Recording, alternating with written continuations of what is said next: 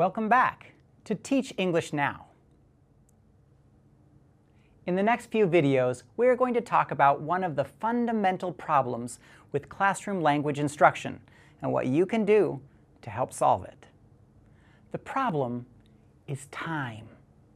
In the past 10 years, I have trained English teachers from Peru, Mexico, Korea, Japan, China, Iraq, and more, and the problem is always the same. Teachers do not have enough time in class to help learners master a language. In the current academic structure, in almost all parts of the world, English is taught as a class subject, like any other. Now, why is this a problem?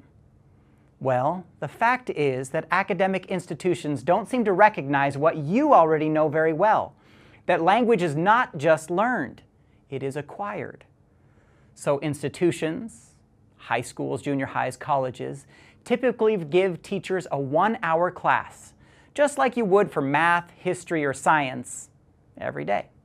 But by treating language as if it were a learned subject, students are not given enough opportunity to practice the language and get comfortable with it. I call this the 5-hour problem of language learning. There are many things that you can do to solve this 5-hour problem. And in fact, we will give you time to think of your own creative solutions a little later. But let me suggest a few things that teachers around the world are beginning to do with some success. First, let me remind you of the advice we gave you in Module 2. Within the classroom, make sure you are giving students enough time to practice. Don't fall into the common pattern of only teaching students language rules and lists, and then only testing them on those rules. Even with just 5 hours of instruction, make the most of them. Remember the phrase, learn a little, use it a lot. Second, help students believe that practicing a language is a normal and exciting possibility outside the classroom walls. This can be a challenge.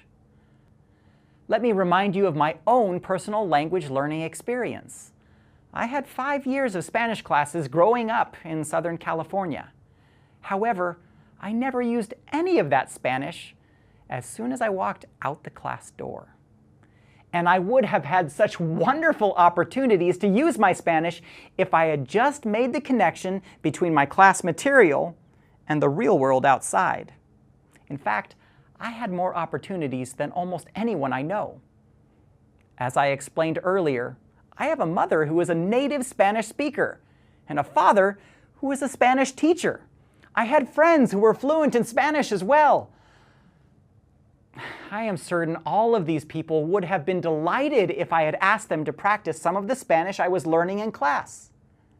Perhaps you think I'm crazy, but it honestly never occurred to me to speak to my mother, my father, or my friends about the things I had learned in class.